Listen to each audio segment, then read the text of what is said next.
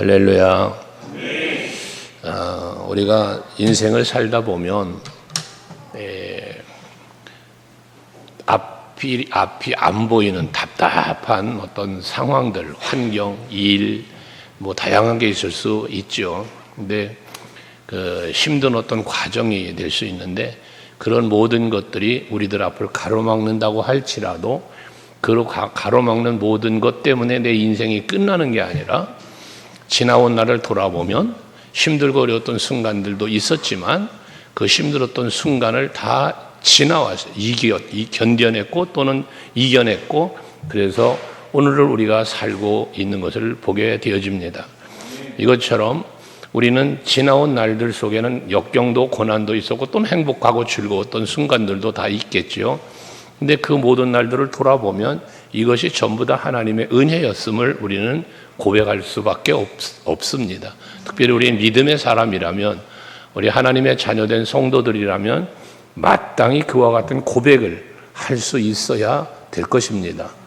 오늘의 말씀도 이스라엘 백성들을 향한 하나님의 사랑 그리고 그 은혜가 말씀으로 우리에게 기록되어 있는데, 이사야 선지자를 통하여 하나님께서 선포하시는 말씀의 중심은 뭐냐면, 내가 너희를 사랑하고 나는 너희의 하나님이 됐다. 너는 내 백성이야. 그러니까 내가 너희를 지켜줄 거야. 내가 너희를 보호해 줄 거야. 라는 메시지, 특별히 메시아에 대한 예언이 강력하게 선포된 이 서신이 바로 이사야서지 않습니까? 이것처럼 오늘의 본문의 말씀도 마찬가지입니다. 이스라엘 백성들을 하나님은 인도하시고 보호하시고 지키시고 은혜 베푸시고 복 주시는데 거기에는 치유와 회복의 역사가 있게 될 것을 말씀해 주고 있는 것입니다. 오늘날 우리들이 살고 있는 이 시대적인 상황이 개인적으로 또는 국가적으로나 어떤 기업들이나 모든 사람들이 다 힘들어하는 그런 상황들이 참 많잖아요. 그래서 사회적으로 정치적으로 안보 경제 여러 가지가 힘들죠 다. 하지만 그렇게 힘들고 어려운 상황 속에서도 중요한 것은 뭐냐면 하나님은 살아서 나와 함께 하시며 나를 위하여 일하고 계신다는 겁니다. 그래서 여러분들에게 늘 말씀을 드리는 것처럼 우리가 하나님을 믿을 때 세 가지, 살아계신 하나님, 나와 함께 계신 하나님, 나를 위하여 일하고 계시는 하나님을 믿읍시다 라고 말씀드리잖아요. 오늘 성경도 그 부분을 또 말씀하는 거예요. 그러니까 오늘의 이 말씀을 통하여 여러분들 힘들고 어려운 분들이 계신다면 먼저 위로받으시고 또 이 말씀으로 새 힘도 얻으셔서 모든 현실적 상황들을 잘 헤쳐나가는, 또 견뎌내는 여러분 모두 되시기를 바랍니다. 오늘 14절 말씀 가운데 보면 내 백성들이 가야 한 모든 길에 거치는 것이 있다면 그것을 제하여 버려라 라고 말씀을 하고 있습니다. 여러분 여기 보면 도두어 길을 수축하여 라고 말하고 있는데, 내 백성이 걸어가야 할 길이 걸어갈 수 없는 어떤 상황이라면 도두어 주어라, 또 수축을 해라 등의 표현을 했어요. 이게 내가 가야 할 길을 만들어주는 거거든요. 근데 여러분 우리에게 궁극적으로 길은 누구냐? 예수시잖아요. 내가 길이라고 말씀하셨으니까요. 그래서 택함 받은 백성들이 하나님의 나라를 향하여 나아가는 그 길을 예수께서 친히 내어주신 거예요. 그래 그것처럼 이스라엘 백성들이 걸어가야 할 길, 백성의 길은 뭡니까? 하나님이 인도하는 길이요, 하나님이 이끄시는 길이잖아요. 그게 생명의 길이고 복된 길이고 천국 가는 길이고, 그런데 그 길을 걸어감에 있어서 거치는 것이 있다면 그걸 제하여 버리라는 거예요. 여러분 이러한 은혜가 여러분에게 있기를 원합니다. 지금 여러분들이 살아가는데 참 형통의 대로를, 평강의 대로를 걸어가야겠는데 뭔가 그 길을 가로막고 있습니까? 불편하게 합니까? 하나님께서 그 불편하는 모든 요소를 제하여 버리는 은혜가 있기를 축복하는 거예요. 이스라엘 백성들이 애굽에서 나와서 가로막은 건 홍해바다였어요. 하지만 하나님은 그 홍해바다를 갈라버리셨잖아요. 그리고 나아가 가로막는 길을 열어주신 거예요. 뒤쫓아오던 위협을 막아주신 거예요. 이게 하나님이 하시는 일인 것입니다. 비록 저들이 블레셋 길로 빨리 갈 수 있는 길은 있었지만, 홍해길로 돌려서 광야 40년 생활을 하게 하셨지만, 그 모든 걸어가는 그 길은 하나님이 지키셨고 보호해 주시는 길이었다는 것이죠. 이것처럼 여러분들 지금 현실적인 상황이 힘들고 어렵다 할지라도 이 어려운 상황을 잘 헤쳐 나아갈 수 있도록 앞으로 나아갈 수 있도록 하나님께서는 여러분들에게 평탄의 대로를 열어주실 줄로 믿으시고 두려워 떨지 말고 담대히 나아가는 여러분 되시기를 바랍니다. 오늘도 우리 사구역 주관하여 예배를 드리는데 그 사구역에서 찬송한 것처럼 나의 등 뒤에서 나를 도우시는 주 그러잖아요. 나의 등 뒤에서 나를 도우시는 주님도 되지만 나의 앞에서 나를 이끄시는 주가 어떤 의미에서 보면 더 성경적이에요. 항상 나보다 앞서가시며 내가 가야 할 길을 인도하시는 분이 바로 여호와 하나님이시다는 말씀이죠. 그래서 출애굽기 23장에도 보면 그렇고 신명기 1장도 보면 그러고 항상 하나님은 우리보다 앞에 가신다는 말씀을 합니다. 때에 따라서는 독수리 날개로 업은 은혜와 같은 그런 품에 안아주시는 은혜도 베푸시면서 우리 갈 길을 인도하시는 분이 바로 여호와 하나님이십니다. 그러니 두려워하지 말라는 거예요. 왜? 내가 너와 함께함이라. 놀라지 말라. 내가 네 하나님이야. 이게 참으로 의로운 손으로 너 붙잡아 줄 거야. 이 하나님 이사야서 앞에 41장의 약속의 말씀 아닙니까? 이런 말씀이 여러분에게 약속된 것처럼 하나님은 여러분들이 나아가는 길을 절대 걸려 넘어지지 않도록 그 손을 붙잡아 주시고 때로는 품에 안아주시면서 가로막는 것은 제하시면서 여러분이 인도하고 있다는 사실을 믿으시고 기쁘고 즐거운 마음으로 평안으로 여러분 인생의 길을 살아가시기를 주의 이름으로 축복합니다. 그러면서 그 회복의 길을 만들어 주신단 말이에요. 그러면서 15절에 보면 지극히 존귀하며 영원히 거하시며 거룩하다 이름하는 이가 이같이 말씀하시되 라고 말해요. 그러니까 우리가 믿고 우리를 지키시고 우리를 보호하시고 우리에게 길을 열어주시고 우리에게 치유와 회복의 역사를 이루시는 분이 누구다? 지극히 존귀하고 영원히 거하시며 거룩하다고 이름하시는 이 여호와 하나님이시라는 말씀입니다. 그러니까 이 말씀 속에 여기 표현되어 있는 존귀하다, 영원하다, 거룩하다라고 하는 이 이름들은 무엇을 의미합니까? 변함이 없는, 거짓이 없는, 진실하신 이러한 의미들을 가지고 있는 거예요. 그러니까 하나님의 약속은 하나님이 하시는 일은 거짓이 없단 말이에요. 반드시 그대로 되어진다는 것이거든요. 여러분들에게 그런 은혜가 임할 줄로 믿으시라는 거예요. 하나님의 이 말씀은 거치는 것을 지하여 버려서 그 길을 가로막는 것을 다 열어주실 것에 대한 하나님의 이 말씀은 반드시 이루어진다는 사실을 말하고 있는 것입니다. 그래서 여러분이 믿는 하나님이 어떤 분이신지를 우리는 잘 알아야 된다고 했고, 내가 믿는 하나님이 어떤 분인지를 내가 알고 내가 그 하나님을 믿는 내가 되어야 하고, 그래서 그 하나님과 나와의 관계를 잘 살피고 설정하고 그걸 확고하게 믿는 여러분이 될 때 여러분의 신앙생활은 즐거워지는 거고 두렵지 않고 평안해지고 참된 자유도 누리게 되어진다는 사실인 것이죠. 그래서 그런 여호와 하나님께서 영원토록 거짓없이 진실하게 여러분들을 이끌어 주실 그런 하나님께서 말씀하시기를 내가 높고 거룩한 곳에 있으며 라고 말씀하시면서 그 높고 거룩한 곳에 있다고 해서 나와 먼 곳에 계신 것이 아니라 언제나 하나님은 우리와 함께 계시는 하나님이시잖아요. 이것은 약속이에요. 하나님의 약속. 내가 너와 함께 하리라. 그 함께 하신다는 약속이 아브라함에게도 지켜줬고 또 출애굽에서도 지켜줬고 이스라엘 백성들이 가나안에서도 지켜줬고 지금 포로로 잡혀간 이 상황에서도 지금 그 약속은 지켜지고 현재 진행형으로 계속 진행되고 있는 것이거든요. 오늘날 우리들에게도 마찬가지고요. 이 임마누엘의 확증을 하시기 위하여 예수께서 이 땅에 친히 오셨고 육신의 몸을 입고 오셨고 그 이름을 예수라 하라, 그 이름을 임마누엘이라 하라 라고 예수 메시아 오심을 말씀했는데 그것이 뭐예요? 하나님이 너희와 함께 하신다는 뜻으로 임마누엘로 예수께서 이 땅에 오셨지 않았습니까? 이렇게 함께 하시는 하나님께서 왜 함께 하셨습니까? 왜 이 땅을 찾아오셨습니까? 오신 이유는 우리를 회복하게 하시기 위해 오시는 거예요. 그러니까 죄와 허물로 죽어 있는 나를 살리시기 위함이에요. 죄의 종로로 타고 있던 내가 의의 종이 되고 하나님의 자녀가 되게 하시기 위하여 오신 거예요. 이게 치유와 회복이라는 말씀입니다. 우린 그 은혜를 받으신 거예요, 우리 모두가. 근데 하나님이 분명히 말씀하시면서 15절 후반에 보면 뭐라고 했냐면 어떤 사람에게 이와 같은 은혜를 베푸시느냐는 거예요. 함께 하시고 치유와 회복의 은혜를 베푸시는데 어떠한 사람에게 베푸시는가? 오늘 말씀에 보면 15절의 후반에 내가 높고 거룩한 곳에 있으며 하시면서 통회하고 마음이 겸손한 자와 함께 있나니 그래요. 하나님은 누구와 함께한다? 통회하는 사람, 또 겸손한 사람과 함께한다는 거예요. 그럼 통회하는 사람이 누굽니까? 회개하는 사람이죠.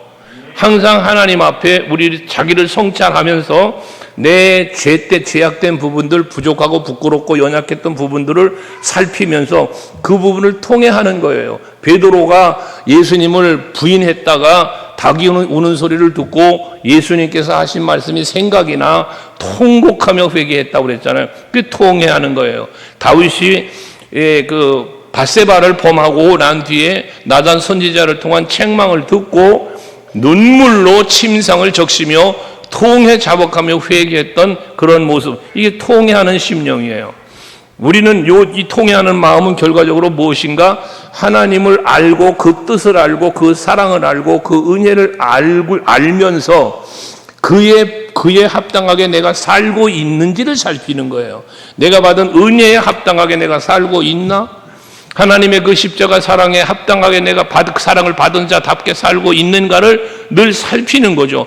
그러다 보니 살핌 속에서 나의 연약함이 보이고 아직도 내가 하나님이 보시기에 합당치 못한 모습으로 살고 있음을 깨달을 때 어떻게 돼? 그때 우리는 통회하는 마음을 갖게 되는 거예요.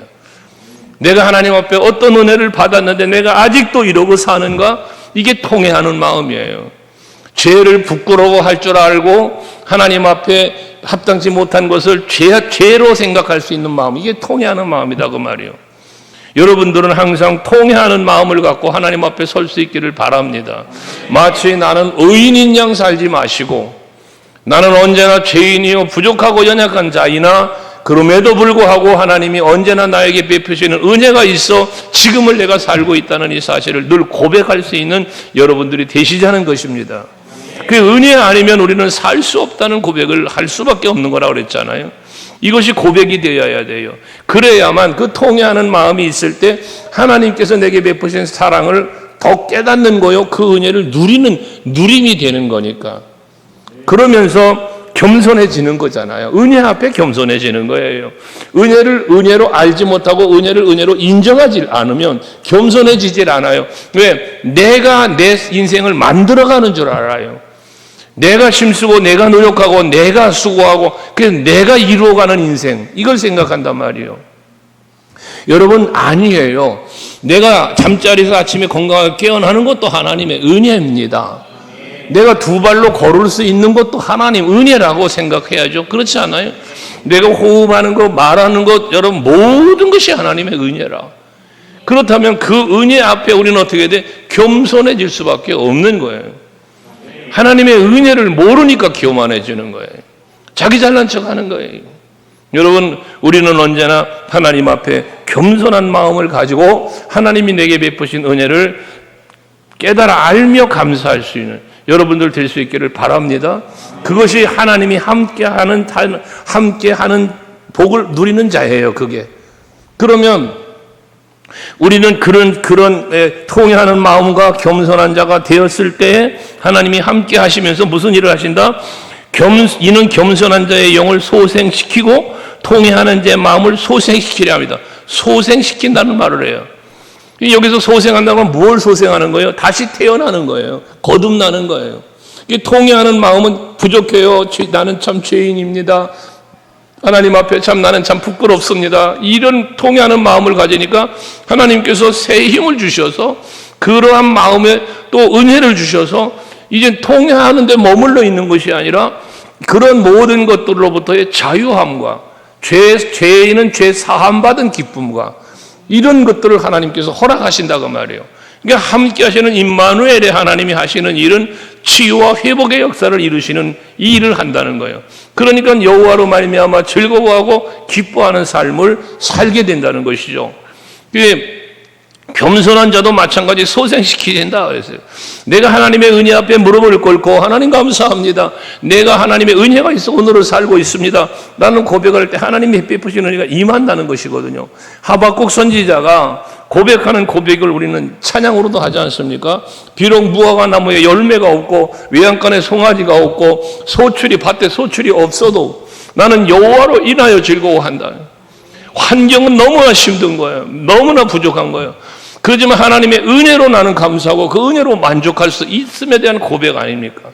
오늘 새벽 예배도 말씀을 드렸지만 여러분 이번 주간에 집회했던 교회의 현수막을 내용을 보면서 제가 참 그 내용을 보면서 은혜를 받았다 하는 얘기를 드렸는데 여러분 그 현수막 내용인 즉 이거예요. 한번 따라 해볼까요? 행복한 사람은 있는 것에 감사하고 불행한 사람은 없는 것을 불평한다. 말이 참 멋지죠. 여러분 우리의 행복은 누가 주는 거예요? 나의 행복은 누가 줘요? 늘 말씀드렸잖아요. 나의 행복은 누가 준다고? 내가 만들어가는 거예요. 행복을 여러분에게 누가 줍니까? 우리 행복은 내가 만들어가는 거예요. 그 행복을 만들어가는데 무엇으로 만들어가냐? 감사로 만들어가는 거예요. 감사. 그 감사는 무엇을 감사하냐? 하나님의 은혜를 감사하는 거예요. 그런 의미에서 보면 나의 행복은 누가 주냐? 하나님이 주시는 거죠. 하나님이 내게 주신 것을 주신 것으로 알고 내게 있는 것, 그게 하나님의 은혜예요. 내게 있는 게 하나님의 은혜. 하나님이 내게 주신 것, 뭐예요? 새 생명이요, 영생이요, 하나님의 나라요. 그러니까 이게 믿음으로 소망으로 나는 즐거워하고 행복해지는 거예요. 그런데 이 사실을 모르는 사람은 하나님의 은혜 앞에 감사하지 못하고 세상적인 것만 바라보니 없는 것을 자꾸 보게 되어지고 남들과 비교하게 되어지고 그러면서 불평을 하게 된단 말이에요. 그 불평하는 그 순간부터 나는 불행한 사람이 되고 만다는 것이에요. 오늘의 말씀으로 돌아와서 통회하는 마음이나 겸손한 자의 그 영을 소생시킨다는 마음을 했고 통회한 자의 마음을 소생시킨다고 했는데 그 영과 그 마음은 함께 하시는 하나님께서 어루만져주는 마음이요 어루만져주시는 영이라 성령으로 임하여 성령의 충만함으로 임재 속에 누려지는 은혜와 복이라는 사실입니다. 오늘 예배하는 여러분들이 그 은혜를 누리시기를 축복합니다. 임마누엘의 은혜며 소생, 회복의 은혜라는 거예요. 그러면서 이어진 말씀을 보면 내가 영원히 다투지 아니하며 내가 끊임없이 노하지 아니할 것은 내가 지은 그의 영과 혼이 내 앞에서 피곤할까 함이라 라고 말해. 그러니까 하나님은 앞에서 우리가 15절을 해서 말씀한 것처럼 존귀하다 영원하다 거룩하다 하신 그 여호와 하나님이시니까요. 그 하나님은 영원토록 끊임없이 계속 반복하는 얘기 아닙니까? 여러분들을 그렇게 지켜주시는 거예요. 여러분들에게 그 모든 것을 소생시키시며 그 마음의 참된 평안을 누릴 수 있도록 하시는 그것이 영원토록 다투지 않으며 항상 하나님이 여러분들에게 영원토록 끝까지 끊임없이 베풀어 주실 은혜를 말씀하고 있단 말이에요. 여러분들로 하여금 피곤해하지 않도록 여러분에게 은혜를 베푸시는 분이 바로 하나님이시다는 거죠. 그러니까 이러한 하나님의 약속과 하나님의 마음을 헤아리시면서 두려워하지도 마시고 염려하지도 마시고 예수 안에 참된 평안을 누리는 여러분들이 되시자는 겁니다. 그 예수님 덕분에 그러니까 우리는 행복해지는 거예요. 할렐루야. 그런데 17절에 보면 그의 탐심의 죄악으로 말미암아 내가 노하여 라고 말씀을 합니다. 하나님께서는 어떤 사람을 회복시켜 주신다 했어요? 함께 하시며 하나님 앞에 통회하는 마음 가진 사람, 겸손한 심령을 가지고 있는 사람이라고 했잖아요. 그런데 17절에 보니까 그의 탐심의 죄악으로 말미암아 내가 노하여 그를 쳤으며 또 내 얼굴을 가리고 노하였으나 그러잖아요.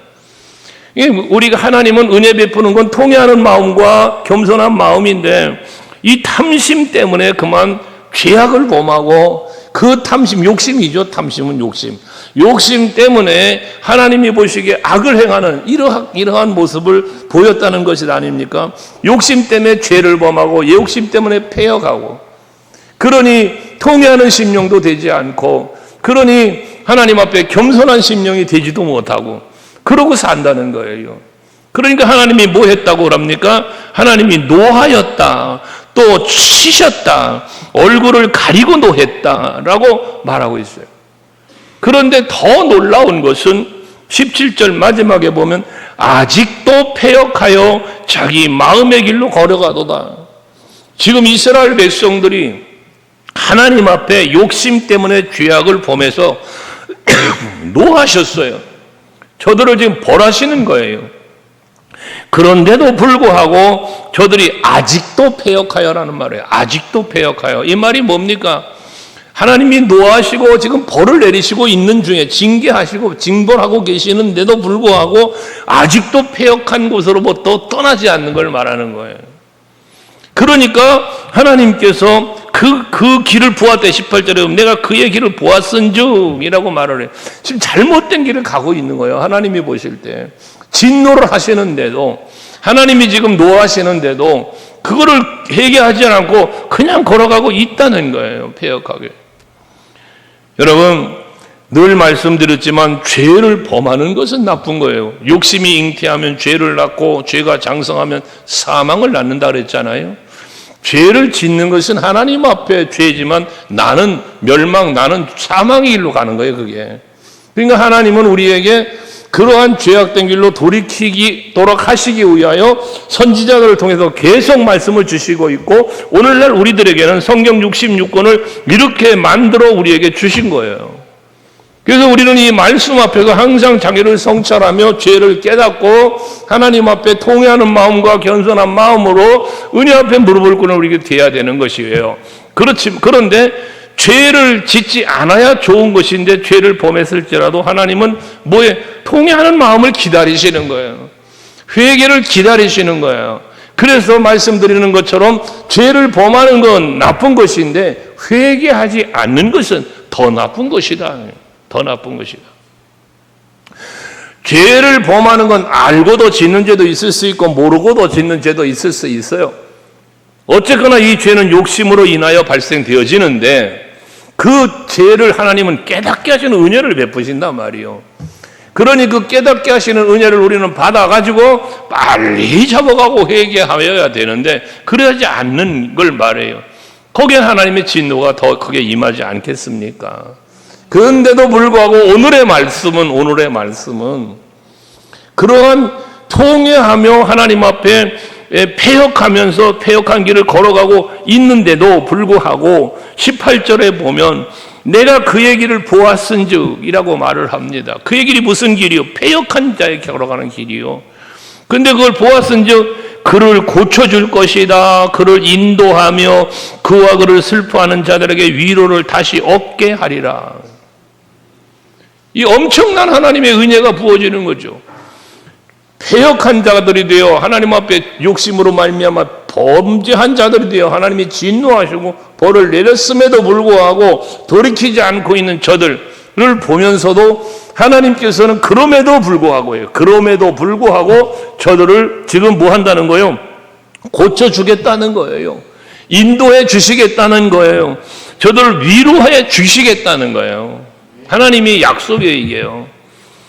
그러니까 왜 하나님은 그렇게 하시는가를 우리가 생각해 봐야 되는데, 회개할 때 하나님은 은혜를 베푸시고 회복도 시켜주고 고쳐도 주고, 호세아 선지자를 통해 말씀한 게 그거잖아요. 하나님이 치셨으나 싸매 주실 것이고 찢으셨으나 다시 고쳐주실 것이라고 말씀을 하시는 것처럼 그렇게 해 주신다고 했는데 왜 그렇게 해 주시냐 그 말이에요. 왜 해 주시는 이유가 뭐냐 그 말이에요. 이게 전적인 하나님의 긍휼이에요. 긍휼. 하나님은 제사를 원치 않으시고 인애를 원한다고 말씀하시면서 긍휼과 사랑을 말씀해 주시는 거거든요.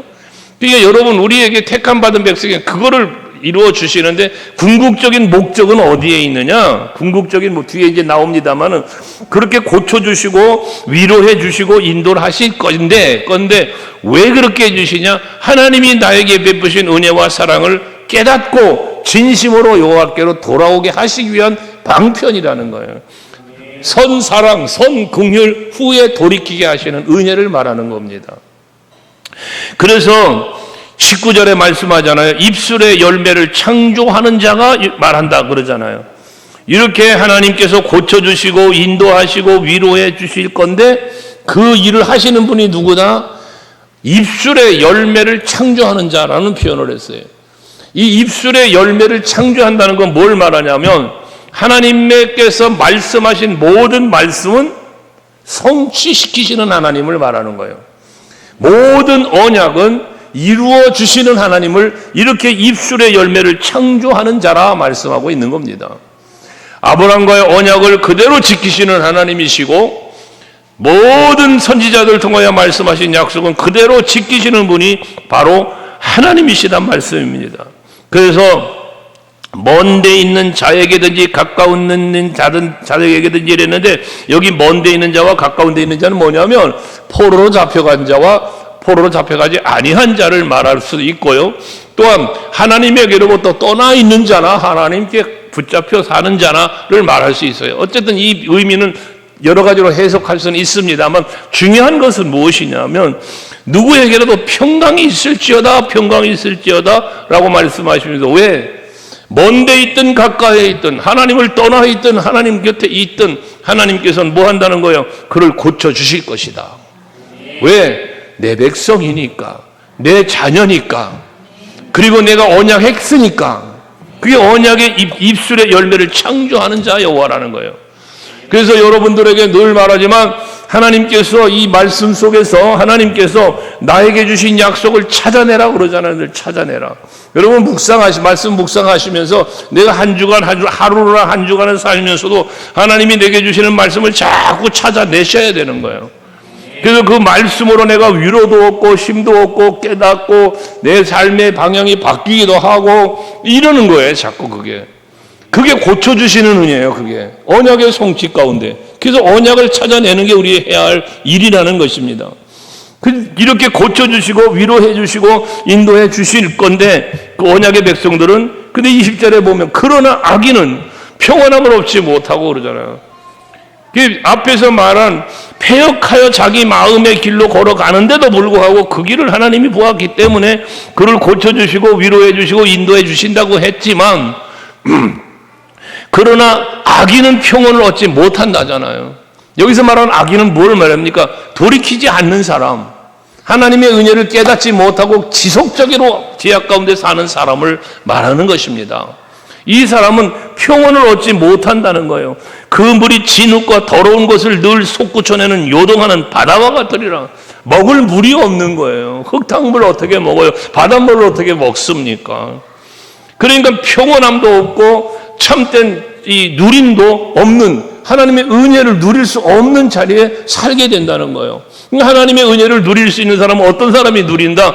하나님께로 돌아오는 사람, 통회하는 마음과 겸손한 마음으로 은혜를 사모하고 은혜의 보좌 앞으로 나아오는 사람, 이 사람만이 누릴 수 있는 게 진정한 평안이라는 거예요. 하나님은 고쳐주기 원해요. 고쳐주시다고 하니까 또 인도해 주시는 거예요. 하나님은. 그리고 고쳐주시는 거예요.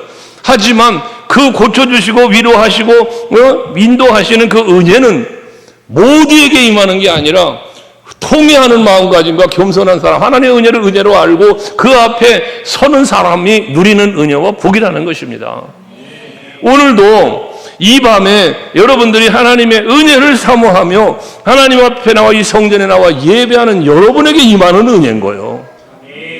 그러지 않는 사람에게 이 은혜가 오늘 주신 이 말씀의 은혜를 어떻게 누리겠어요? 누릴 수 없는 거죠. 그래서 여러분들은 항상 하나님 앞에 서기를 즐거워하고 하나님께로 가까이 하기에 힘쓰는 여러분들이 되시자는 겁니다. 하나님을 가까이 하는 게 너에게 복이라고 했잖아요. 그 가까이 하는 우리의 행위가 뭐냐? 그 중에 으뜸이 예배예요. 하나님께 영광, 하나님의 기쁨, 이 첫째가 예배예요. 그러니까 여러분 하나님 앞에 예배하라는 거예요. 이스라엘 백성들을 출애굽시키는 목적이 어디 있다고 그랬어요? 여러분 이스라엘 백성들의 출애굽의 목적은 가나안이죠. 물론 가나안. 그런데 그 가나안에 이르게 하시기 위함이지만 그 궁극적인 목적은 하나님께서 그렇게 출애굽을 시켜주시고 참된 평안과 자유를 주시고 평안한 누림인 가나안에 이르게 해주신 그 은혜를 기억하며 하나님께 뭐해? 예배하는 거예요. 예배. 예배하게 하기 위하여 출애굽을 했다고 말이에요. 그래서 모세를 그 바로에게 보내면서 너 바로에게 가서 말해라. 내 백성을 이끌고 내가 광야로 사흘 길쯤 가서 그곳에서 하나님 앞에 희생의 제사를 드리려고 하니 보내달라. 출애굽의 목적이, 애굽을 떠나는 목적이 어디 있어요? 희생의 제사를 드리기 위함이다 그 말이에요. 그러니까 오늘날 우리들도 마찬가지입니다. 여러분들도 항상 하나님 앞에 나와 예배하고 여호와 하나님이 내게 베푸신 은혜를 은혜로 깨달아 알며 감사하면서 그 은혜에 보답하는 마음으로 나도 하나님을 마음을 다하고 뜻을 다하고 성품을 다하고 하나님을 사랑하고 하나님이 나에게 주신 네 이웃도 네 몸과 같이 사랑하라는 말씀처럼 사랑하고 이렇게 살아가는 그 삶이 곧 하나님의 영광이요 하나님의 기쁨이 되는 우리들의 보답의 행위라는 것입니다. 그래서 여러분들이 항상 예배 성공자가 되자는 거야. 예배 성공자. 그게 여러분 신앙의 성공이 된다고 그랬잖아요. 여러분 절대 예배 포기하지 마세요. 절대로 예배 포기하면 안 돼요. 모든 예배는 사모해야 돼요. 하나님 앞에 그런 마음으로 자꾸 나오셔야 돼요. 이 성전에 나오기 위해 힘쓰는 여러분이 될 때 여러분 더 많은 은혜를 누리게 되는 거예요. 왜? 그게 하나님의 은혜의 방편이니까. 그래서 악인은 평온을 얻지도 못할 뿐더러 그 물이 진흙과 같이 더러운 것이 늘 솟구쳐내는 요동하는 바다와 같다 해서 먹을 물도 없는 이런 삶을 이야기했다는 거예요. 그래서 21절 마지막에 보면 내 하나님의 말씀에 악인에게는 평강이 없다 하셨느니라. 여러분 시편 23편에서 분명히 말씀하죠. 여호와는 목자셔요. 그래서 나를 인도하셔요. 그런데 시편 1편에서 복 있는 사람은 철을 따라 시냇가에 심긴 나무가 철을 따라 열매를 맺고 그 잎사귀가 마르지 않는 것처럼 그렇게 사는데 그게 믿음으로 사는 사람 의인이 사는 복인데 악인은 그렇지 않으며 그러잖아요. 악인은 그렇지 않으며. 그러니까 악인은 복 있는 사람 즉 그 시편 1편 3절에 말하는 그 복을 누릴 수 없다는 거예요. 악인은 바람에 나는 겨와 같도다. 여러분 바람에 나는 겨는 뭐예요? 아무 쓰잘데기 없는 거예요. 정함이 없는 거예요. 평안이 없는 거예요. 조그만 바람만 불어도 홀랑홀랑 날아가는 게 여러분 바람에 나는 겨 아닙니까? 거할 곳도 없고 이리저리 흔들리며 휘날리며 살아가야 하는 그러한 고달픈 인생, 이게 바로 악인의 삶입니다. 우리 서강교회 성도 여러분들은 악인의 삶이 아닌 의인의 삶을 사셔서 하나님이 약속하신 모든 은혜와 복, 하나님이 언약하신 걸 성취해 가시는데 그 성취하시는 복, 고쳐주겠다, 인도하시겠다, 위로하시겠다, 거치는 것은 다 제하여 버리시겠다, 소생시켜 주시겠다 등등 얼마나 많은 말씀이 오늘 본문에만도 있습니까? 이 모든 말씀들이 다 여러분의 삶의 현장에 그대로 이루어져서 정말 여러분 하나님이 주시는 그 평안, 하나님이 주시는 평안, 예수께서 말씀하신 것처럼 세상이 주는 것과 같지 아니한 그 엄청난 평안이, 영원한 그 평안이 여러분들의 누림이 되시기를 주의 이름으로 다시 한번 축복합니다. 할렐루야.